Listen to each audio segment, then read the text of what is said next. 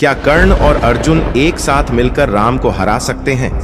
दोस्तों, हम सभी ने अपने पूरे जीवन काल में रामायण और महाभारत एक न एक बार जरूर देखी होगी, जिसमें रामायण में प्रभु श्री राम को सर्वश्रेष्ठ धनुर्धर कहा जाता है, वही महाभारत में अर्जुन और कर्ण को सर्वश्रेष्ठ धनुर्धर कहा जाता है।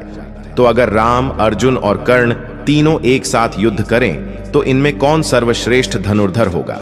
तो चलिए देखते हैं आगे क्या होता है। तो वीडियो में एंड तक बन रहे और चैनल को सब्सक्राइब करके वीडियो को लाइक करें। दोस्तों, भगवान राम एक ऐतिहासिक महापुरुष थे और इसके पर्याप्त प्रमाण हैं। शोधानुसार पता चलता है कि भगवान राम का जन्म 5114 ईस्वी पूर्व हुआ था। चैत्र मास की नवमी को रामनवमी के रूप में मनाया जाता है। उपरोक्त जन्म का समय राम की वंश परंपरा और उनकी पीढ़ियों से भी सिद्ध होता है। अयोध्या के इतिहास और अयोध्या की वंशावली से भी यह सिद्ध होता है। वहीं दुर्वासा ऋषि के वरदान से कुंती ने सूर्य का आह्वान करके कौमार्य में ही कर्ण को जन्म दिया था। लोकलाज भय से कुंती ने उसे नदी में बहा दिया था। बाद में गंगा किनारे हस्तिनापुर के सारथी अधिरथ को कर्ण मिला और वह उस बालक को अपने घर ले गया। कर्ण को अधिरथ की पत्नी राधा ने पाला, इसलिए कर्ण को राधेय भी कहते हैं। अंग देश के राजा कर्ण की पहली पत्नी का नाम वृषाली था। वहीं मुनि दुर्वासा के वरदान द्वारा धर्मराज, वायुदेव तथा इंद्र का आह्वान कर 3 पुत्र मांगे। इंद्र द्वारा अर्जुन का जन्म हुआ। द्रोणाचार्य को ऐसे योद्धाओं की आवश्यकता थी जो राजा द्रुपद से प्रतिशोध ले सके।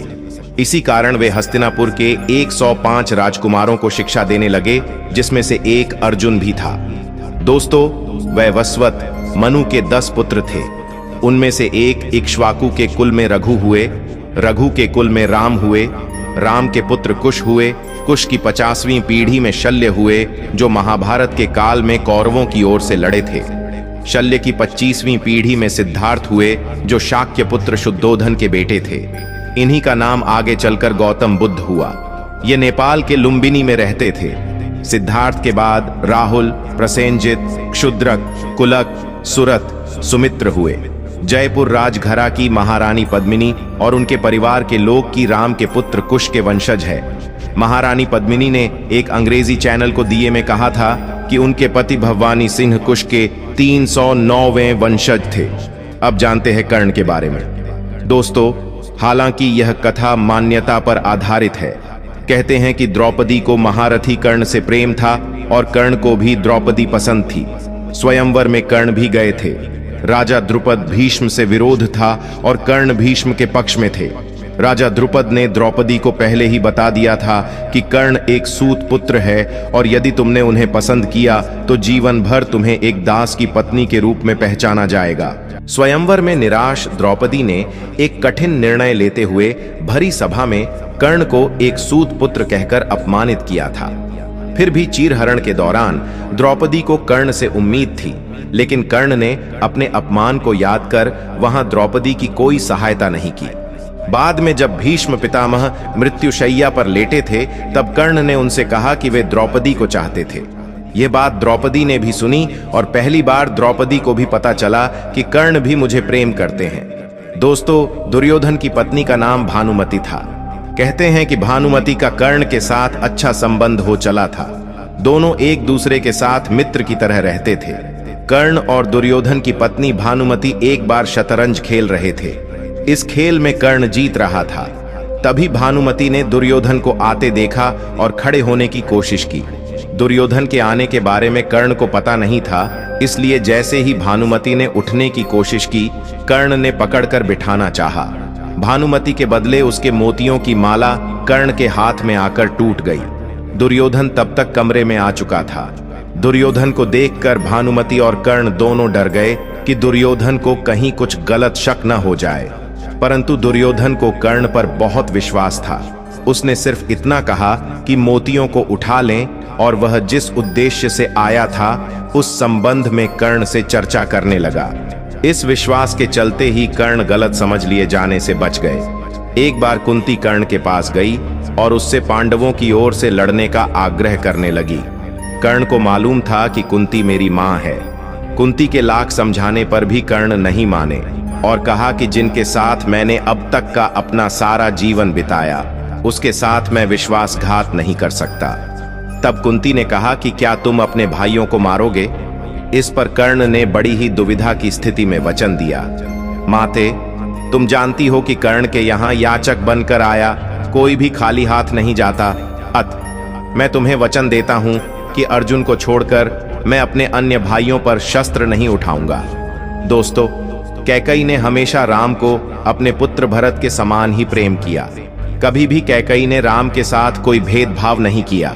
यही वजह थी कि जब राम के वन जाने की वजह का पता भरत को चला तो वह हैरान हुए थे कि माता कैकई ऐसा कैसे कर सकती है। और सच भी यही था कि कैकई ने यह जानबूझकर नहीं किया था। इनसे यह काम देवताओं ने करवाया था। भगवान राम का जन्म रावण वध करने के उद्देश्य से हुआ था। अगर राम राजा बन जाते तो देवी सीता का हरण और इसके बाद रावण वध का उद्देश्य अधूरा रह जाता। इसलिए देवताओं के अनुरोध पर देवी सरस्वती कैकई की दासी मंथरा की मति फेर देती है। मंथरा आकर कैकई का कान भरना शुरू कर देती है कि राम अगर राजा बन गए तो कौशल्या का प्रभाव बढ़ जाएगा, इसलिए भरत को राजा बनवाने के लिए तुम्हें हट करना चाहिए।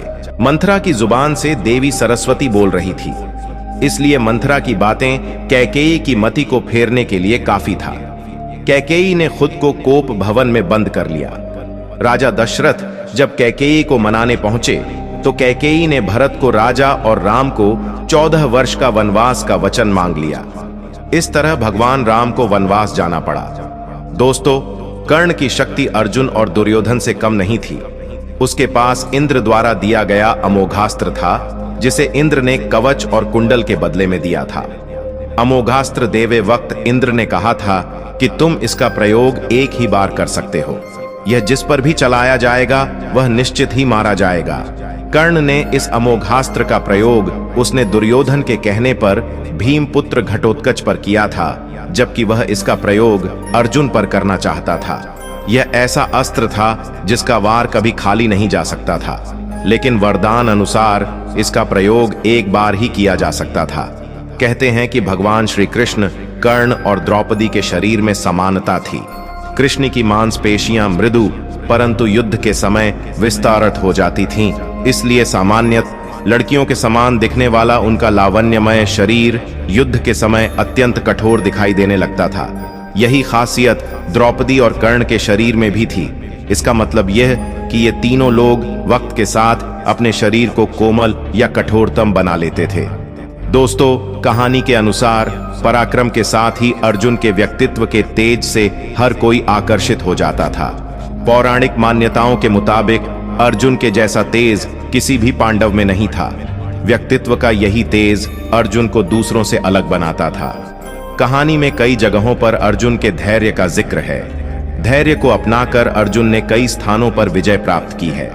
भगवान श्री कृष्ण ने कहा है कि जो भी मनुष्य धैर्य को अपनाता है वह अपने आप ही एक महान व्यक्तित्व वाला इंसान बन जाता है। अर्जुन शारीरिक बल के साथ साथ मानसिक बल के लिए भी जाने जाते थे। कहानी में इस बात का भी जिक्र है कि मानसिक बल यानी कि चतुर नीतियों को अपनाकर अर्जुन कई शत्रुओं का नाश कर देते थे। अर्जुन के जैसे श्रेष्ठ धनुर्धारी कोई नहीं था। अर्जुन जितनी स्फूर्ति से धनुष बाण चलाते थे उतनी तेजी से कोई भी नहीं चला पाता था। यही गुण अर्जुन को सर्वश्रेष्ठ धनुर्धारी बनाता था। पौराणिक कहानी के अनुसार महाभारत के युद्ध में जिस वक्त अर्जुन इस बात को लेकर दुविधा में थे कि वो अपने भाइयों पर कैसे बाण चाल सकते थे, तब उन्हें श्री कृष्ण ने गीता उपदेश देकर समझाया था कि सब मोह माया छोड़कर अपने कर्म को महत्व देना चाहिए। महाभारत के रण में श्री कृष्ण के उपदेश के पश्चात अर्जुन के अंदर विषादहीनता का गुण आया था। ऐसा कहा जाता है कि श्री कृष्ण से इस ज्ञान की प्राप्ति के बाद अर्जुन ने जितने भी युद्ध लड़े वो एक पल के लिए भी विचलित नहीं हुए। अर्जुन किसी भी बात से दुखी नहीं हो पाए। दोस्तों, रावण की नाभि में अमृत का रहस्य तो भगवान राम को विभीषण ने बता दिया था, लेकिन अमृत को काटने के लिए एक विशेष बाण की आवश्यकता थी, जो कथाओं के अनुसार रावण की पत्नी मंदोदरी के महल में था। बताया जाता है कि यह दिव्यास्त्र बड़ी चतुराई और सूझबूझ से हनुमान जी ने मंदोदरी से ही प्राप्त किया था। कथाओं के अनुसार रावण सृष्टि का सबसे बड़ा शिव भक्त था। उसने अपने 10 सिर काटकर भगवान शिव को अर्पित कर दिए थे, जिससे प्रसन्न शिव ने उसे बहुत से वरदान देकर शक्तिशाली बना दिया। उसे मार सकने वाला केवल एक ही बाण था, जिसे मंदोदरी ने अपने पास छिपा लिया था। जब राम व रावण का युद्ध हुआ तो हनुमान जी ब्राह्मण भिक्षु का वेश रचकर मंदोदरी के पास पहुंच गए और चतुराई से उसे हासिल कर भगवान राम को दे दिया था, जिससे उन्होंने रावण का वध किया था। दोस्तों, इन सभी की शक्तियों का प्रक्रम एक दूसरे से भिन्न था, पंरतु तीनों अनोखी शक्तियों से परिपूर्ण थे। तो दोस्तों, इसी के साथ धन्यवाद।